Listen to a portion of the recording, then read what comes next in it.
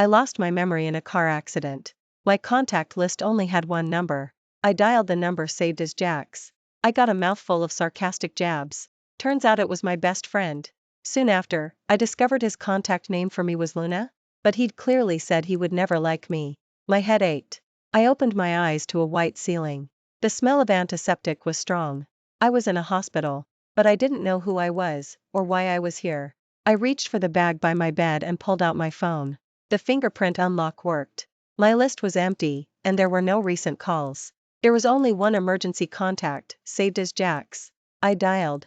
The phone rang for a long time before someone answered. The background was noisy, with loud music. A male voice snapped impatiently, spit it out. His voice felt somewhat familiar, but I couldn't place it. I said, Jack's, I was in a car accident and I'm in the hospital. Come stay with me. He paused, then his voice grew sharper. Luna, you idiot, here you go again? Lost a dare? Get lost. I'm not falling for your tricks. Tears immediately welled up, and I started crying into the phone, unable to stop. The music on his end suddenly cut out. He was silent for a few seconds, then his voice changed. Luna? Did something really happen to you? Speak up. Where are you? I was crying too hard to speak. I just hung up the phone. Not long after, the hospital room door was violently pushed open. A man rushed in, panting, his hair slightly disheveled. He was wearing a black jacket, his forehead beaded with sweat. He stared at me, his face grim. Luna? His voice was hoarse. What the hell? He saw the gauze on my head and the Ford drip on the back of my hand, and his words caught in his throat. I looked at him and instinctively recoiled. He froze, his Adam's apple bobbed. His voice dropped, a little dry. What are you playing at? Did you really get hit? I whispered, who are you? He was stunned. You don't recognize me? He frowned deeply. I shook my head. He stared at me for a long time, his expression shifting several times, then he clicked his tongue. I'm your best friend. Jack's. Best friend? The kind who can't stand each other and bicker constantly, pretty much like arch enemies, really. His tone was aggressive, but his eyes were a little evasive. His gaze fell on my phone screen, specifically the only contact in my contact list, Jack's. That contact name on your phone. Jack's? I changed that last time I had your phone, as a prank. Just forgot to change it back. I looked at him, saying nothing. His explanation felt a little too quick. A nurse walked in. Is the family here? The patient needs rest, and shouldn't get too agitated. Please calm her down, she wasn't cooperating with the examination earlier. Jax ran a hand through his hair, looking at me with slight irritation. What are you acting up about now? I lowered my head. They touched me, and I felt uncomfortable. Uncomfortable? He paused. Where do you feel uncomfortable? Just awful. I couldn't describe the feeling. Like I want to throw up. The nurse interjected, it's a symptom of post-traumatic stress, temporary. But she doesn't seem to resist your proximity. When you weren't here, she'd freeze up the moment we touched her, reacting strongly. Jax was completely stunned, looking at me. I whispered, Don't leave. He stood there, saying nothing, unmoving. The nurse glanced at Jax. Why don't you try to help her up? Gently. Jax stood still, his brows furrowed. What a ridiculous affliction. He said that, but still took a step forward, stiffly extending a hand and touching my arm. My body relaxed slightly. That nauseous, sick feeling I got when others touched me didn't appear. See? The nurse said calmly. It's a special case. Family cooperation will greatly benefit her recovery. Jax didn't reply, his hand still on my arm, not loosening his grip, nor tightening it. His fingertips were a little cold. Pain in the ass. He muttered under his breath, his voice low. For the next few days, Jax came every day. I'd only agree to eat, undergo examinations, and let the nurses change my dressing when he was there. Doctors came to conduct cognitive tests, asking many questions. I mostly couldn't answer, my mind a blank. The doctor turned to Jax and said, memory recovery takes time, it can't be rushed. A stable environment and people she trusts are very important right now. Jax leaned against the wall, only grunting in response after listening. He brought me food. Each time, he'd toss the bag onto the nightstand, his tone sharp, eat up, don't starve yourself. But I noticed the porridge in the bag was always warm, never too hot. The dishes were all light, and none had cilantro, which I subconsciously resisted. Once, he took a call, his back to me, his voice low and impatient. Can't make it, I'm stuck here. Ugh, you guys go ahead and have fun, why bother me? After hanging up, he ran a hand through his hair, stood still for a moment, then turned back, his expression even more sour. What are you staring at? Eat your food. Physical therapy was exhausting. I couldn't stand steadily, my legs had no strength. The therapist tried to help me, but the moment I touched his hand, I sharply pulled back, my stomach churning violently. No, I shook my head, my face pale. No. The therapist had no choice but to look at Jax, who was leaning against the doorframe. Family member, please come here. Jax clicked his tongue, walked over, and grabbed my arm roughly. So much fuss. He smelled faintly of cigarettes, and a little like laundry detergent. It wasn't unpleasant. I leaned against him, slowly trying to move my legs. Though he acted impatient, his arm was steady, supporting most of my weight. After one round, I was panting, my forehead slick with sweat. He released me and handed me an uncapped bottle of water. I didn't finish. He cut me off, his tone sharp, don't bother. Just get well soon, so I don't have to keep running back and forth. That afternoon, he fell asleep in the hospital room chair. His head kept nodding, and he had dark circles under his eyes. I looked at him, and that empty feeling in my heart seemed to lighten a little. For his was on the cabinet beside him, and the screen suddenly lit up. A new message preview popped up. The sender's contact name was Luna. I froze, staring at those words. My heart suddenly pounded. Jax. Luna. He jolted awake, first looking at me, and only seemed to relax when he saw me sitting up. Then he immediately tensed his face again. What are you staring at me for? His gaze followed mine, landing on the phone on the cabinet. The screen was still lit, the message clearly visible. His face instantly changed. He snatched the phone, flipping the screen against his lap. The room was terrifyingly quiet. What was that? I asked, my voice a little hoarse. Nothing, he said, his tone hard, avoiding my eyes. You saw wrong. I saw it. I stared at him. Luna. Who is that? What's it to you? He stood up, looking flustered as he tried to put his phone back in his pocket. You lied to me. My throat tightened. Jax wasn't a prank, was it? He didn't speak, standing sideways to me, his jawline tightly set. Jax, I called his name. He whipped his head around, his eyes a little red, as if pushed to his limit. Yes. I lied to you. Happy now? He took a breath, his voice rising, then suddenly falling, hoarse with a what the hell resignation. I changed the contact names. Secretly. Jax was me, and Luna was me too. Because I'm a damn coward. Only brave enough to indulge my fantasies when you didn't know anything. Satisfied? After he finished, only his heavy breathing filled the room. I looked at his bright red ears, my mind a jumble, but my body moved on its own. I reached out to him, slowly attempting to touch him. He flinched back as if burned, stepping away abruptly, evading my fingers. My hand froze in midair. His eyes darkened, and he turned his head away, his voice chilling. Don't force yourself. If you don't like being touched, then don't.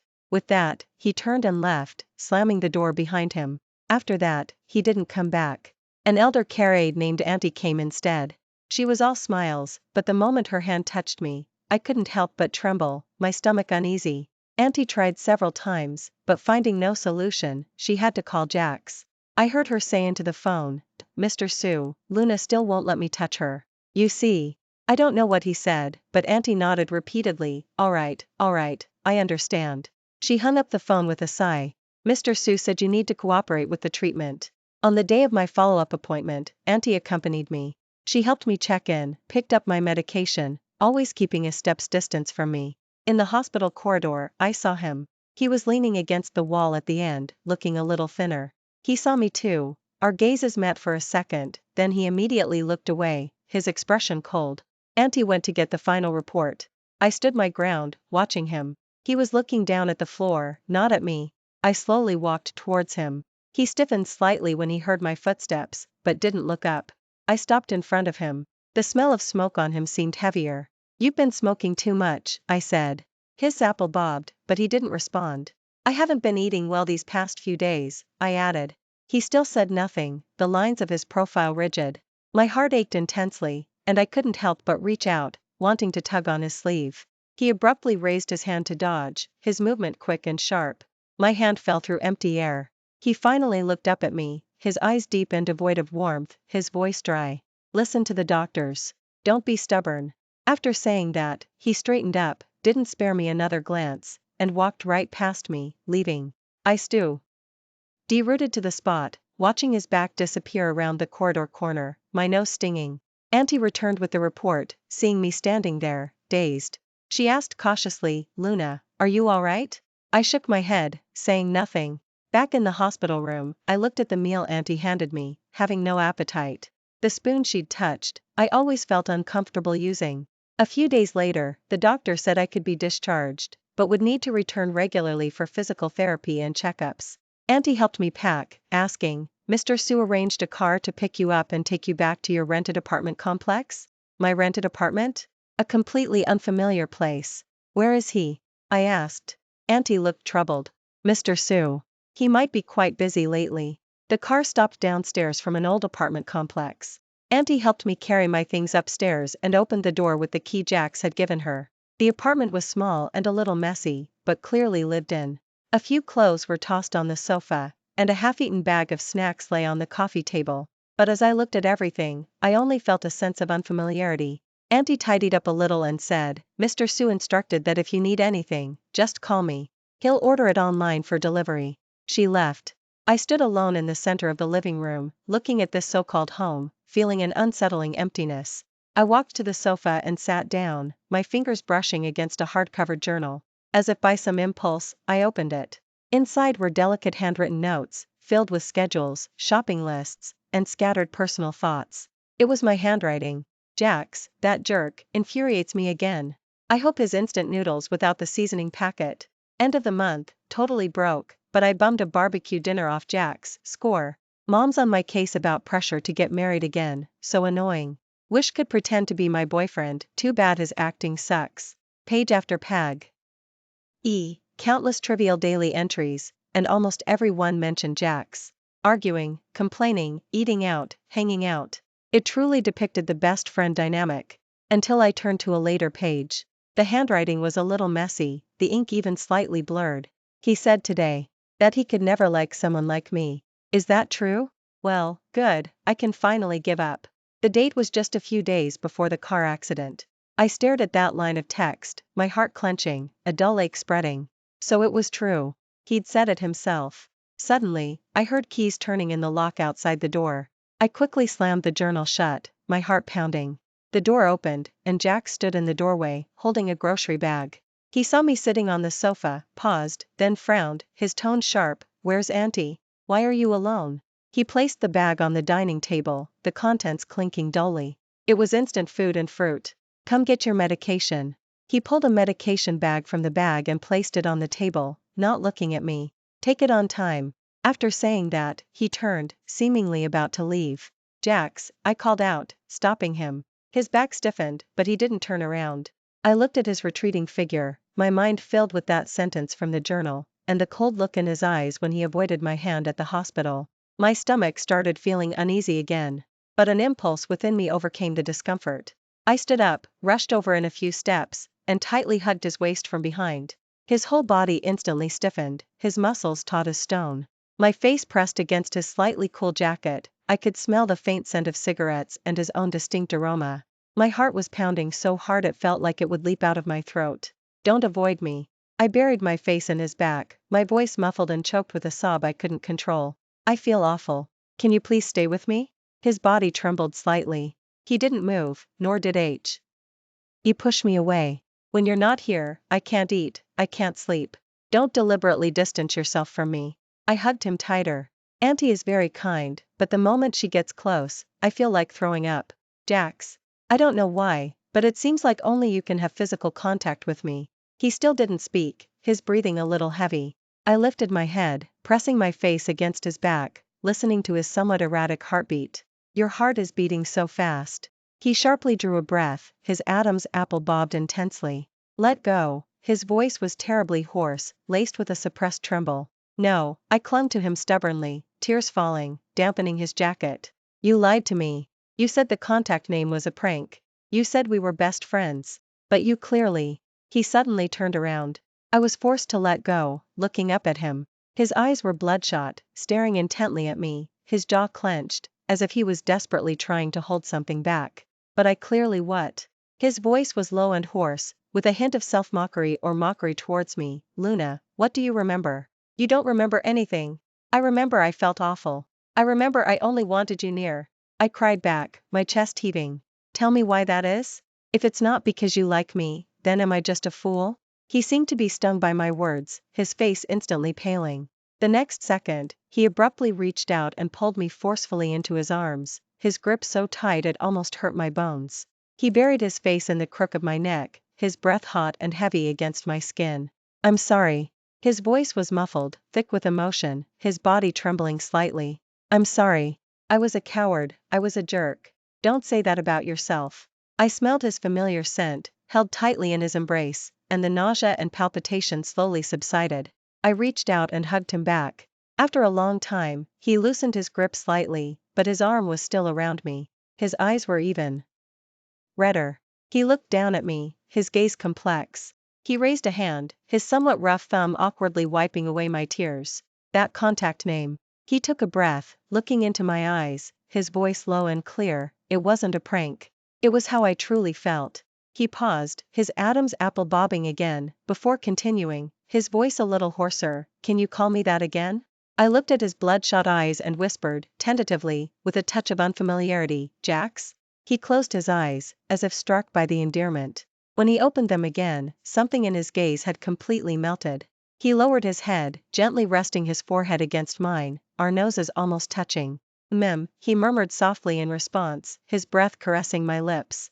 Then, he leaned in and kissed me. His lips were a little dry, cool, but soft. The movement was light, a careful, tentative exploration, first a gentle press, then a slow caress. My heart seemed to skip a beat, then pounded wildly. My fingers unconsciously clutched the fabric of his shirt. The kiss was awkward, even a little stiff, but somehow it felt right. Just as he tentatively tried to deepen it, my head suddenly began to ache intensely. A jumble of chaotic images and sounds exploded in my mind without warning. A noisy private karaoke room, him tilting his head back to down a glass of liquor, me laughing and shoving popcorn into his mouth, him wrinkling his nose in distaste, but not spitting it out. Under a street lamp, us walking side by side, our shadows long, him reaching up to ruffle my hair, me jumping to playfully hit him. Another blurry scene, him facing a few friends, his tone firm and impatient. How could I ever like her type? She's absolutely infuriating. Finally, blinding headlights, the screech of brakes, a violent impact. I abruptly shoved him away, stumbling back 2 steps, bumping against the dining table, making the bag on it clatter. I stared wide-eyed, gasping for breath, looking at Jax, who was utterly bewildered and flustered. Memories, like a breached dam, surged back into my blank mind. My name, my past, my personality, and my relationship with him, 5 whole years of bickering, camaraderie, confiding everything, yet clearly delineated boundaries. Including the reason I had absent-mindedly crossed the road moments before the accident, I had unintentionally overheard his words. It all came back. I was Luna. He was Jax. We were the best of friends. But now, we had kissed. Jax watched my suddenly pale face and the shock and unfamiliarity in my eyes, and the color slowly drained from his own face. His outstretched hand froze in midair, his voice tight. Luna? I instinctively recoiled from his touch, a movement that instantly dimmed his eyes. You remember? His voice was dry. I nodded, then shook my head, my mind a jumble. I need to be alone. I walked around him, practically fleeing back to the bedroom and closing the door. Leaning against the door, I could still hear his suppressed breathing outside, and the dull thud of his fist gently hitting the wall. For the next few days, I holed myself up in the apartment complex. Jax still came every day, knocking on the door, leaving food outside, and sometimes saying a few words through the door. Your medication's at the door. I bought you some desserts from that place on the west side. You used to really like them. Your follow-up appointment is the day after tomorrow morning. I'll wait for you downstairs. His voice sounded weary, filled with caution. As I ate the things he brought, which indeed were all my favorites before I lost my memory, my mind grew even more confused. Best friend Jax and the Jax who called me Jax, and kissed me with bloodshot eyes, were fighting in my mind. On the day of the follow-up, I procrastinated for a long time before going downstairs. He was leaning against his car, smoking. When he saw me, he immediately put out his cigarette. The car ride was silent. After examination, the doctor said I was recovering well, and that my memory stabilizing was a good sign, but I should try to avoid extreme emotional swings. On the way back, the car remained silent. As we neared the apartment complex, he suddenly spoke, his voice calm. Luna. I looked at him. He was looking straight ahead, driving, his profile unreadable. I was wrong before. Always arguing with you, making you angry, saying a lot of jerk things. He paused, as if making a huge decision, before continuing, his words slow and clear. Now you remember everything. I know things are different. You can choose whatever you want. The car slowly stopped by the side of the road in the apartment complex. He turned his head and looked at me, his gaze deep and quiet, devoid of the earlier intensity and panic. Go back to being friends, or try to continue. It's up to you. I respect your decision. After he finished speaking, he turned his head back, looking forward, his fingers unconsciously tapping on the steering wheel. I looked at his profile for a long time. I remembered him carrying me to the hospital, him bringing me porridge without cilantro, his dark circles from sleeping in the hospital room chair, his reddened ears when he admitted to the contact names, that awkward kiss, and every moment of our 5 years of playful bickering. Jax, I called his name. His body tensed slightly, but he didn't turn. When we were best friends, I said slowly, you weren't so chatty. He paused, then abruptly turned his head to look at me, his eyes slightly wide. I looked at him, trying to keep my tone light, even though my heart was still pounding a little. Besides, returning you would be too much of a hassle. He seemed not to have processed it, staring at me blankly. His stare made me a little uncomfortable, so I shifted my gaze, muttering softly, I just need to get used to it. Don't expect me to suddenly call you that. Huge surprise and disbelief exploded in his eyes. Fireworks. As if afraid to disturb something, he asked in a barely audible voice, call me what? I glared at him, my ears feeling warm. Jax. He suddenly burst out laughing, not his usual mocking laugh, but a genuinely joyous one, his eyes incredibly bright, his lips stretched almost to his ears. He nodded repeatedly, his voice still laced with laughter. Okay, no rush, take your time getting used to it. Call me whatever you want, even jerk is fine. Tentatively, carefully, he reached across the center console and gently touched the back of my hand. My fingers curled slightly, but I didn't pull away. He turned his hand and tightly clasped my fingers in his palm. His palm was warm, a little damp with sweat. Neither of us said anything else. Outside the car window, the city was noisy, but inside, the car was quiet. A new, slightly awkward and tentative understanding was quietly blossoming. Our relationship had changed, yet it hadn't entirely. The habit of bickering was still there, but now with unspoken pauses and sudden shifts in gaze. He started learning to be caring, though he was still clumsy, and occasionally bristled when I teased him. After my memory recovered, my post-traumatic stress also subsided. Everything was getting back on track. I could feel that his feelings were genuine, but the doubt in my heart hadn't vanished. I couldn't help but ask, why did you tell people before that you'd never like someone like me? Jax looked puzzled, then after a few seconds, he seemed to remember. Oh, you mean that time? Because I thought you wouldn't like me, so I couldn't reveal that I liked you. His eyes held a hint of guilt. I found it both exasperating and amusing, so I playfully punched him. Ah, assaulting your husband? Jax wailed dramatically, clutching his chest. Years after we got married.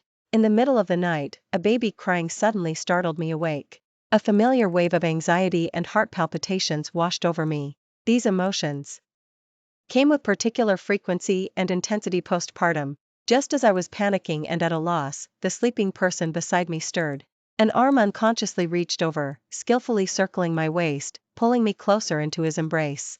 A warm palm pressed against my back, gently patting it, once, then again, with a sleepy haze and instinct.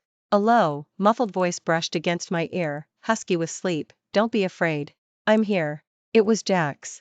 I snuggled into his embrace, my nose catching his reassuring scent. My heartbeat became steady, and the feeling of anxiety gradually faded. Miraculously, the baby crying from the crib also gradually softened, turning into faint, even breaths. The night became quiet again. Moonlight filtered through the gap in the curtains, falling softly on the bed, outlining the figures curled together in sleep, and the tiny, sweetly sleeping form in the crib nearby. Thank you for watching today's story. If you enjoyed this video, please like it and share it with your friends. We look forward to hearing your thoughts in the comments. Feel free to share your opinions, and don't forget to subscribe to our channel for more amazing stories. See you next time.